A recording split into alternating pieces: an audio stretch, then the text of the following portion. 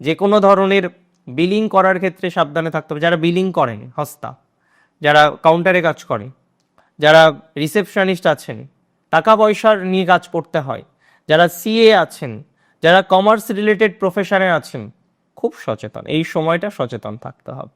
And গাড়ি চালানোর ক্ষেত্রে সাবধানে থাকতে হবে, যে কোনো ধরনের ট্রাভেলিং করার ক্ষেত্রে সাবধানে থাকতে হবে, যে কোনো জায়গায় যাওয়ার ক্ষেত্রে সাবধানে থাকতে হবে। আজকে আপনি স্কুটি চালাচ্ছেন, বাইক চালাচ্ছেন, চালান না, অসুবিধা নেই, কিন্তু আপনাকে থাকতে হবে সচেতন, আপনাকে থাকতে হবে নিয়ন্ত্রণ, নিজেকে নিয়ন্ত্রণ করার মাত্রাটাকে এনহ্যান্স করতে হবে। যত বেশি নিজেকে নিয়ন্ত্রণ করতে পারবেন ততটাই ভালো প্রভাব আসবে।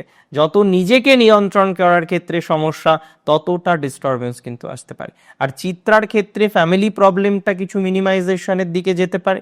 যে কোনো ধরনের বাস্তবিক যে প্রবলেম, আজকে আপনি পেইন্টার, আজকে আপনি আর্কিটেক্ট, আজকে আপনি সার্ভেয়ার, এই ধরনের ম্যাটারগুলির সাথে যুক্ত, আজকে আপনি ইন্টেরিয়র ডিজাইনের সাথে কাজ করছেন, প্রফেশনটা চলছিল, দৌড়াচ্ছিল, কিন্তু এখন স্লো, তাই না?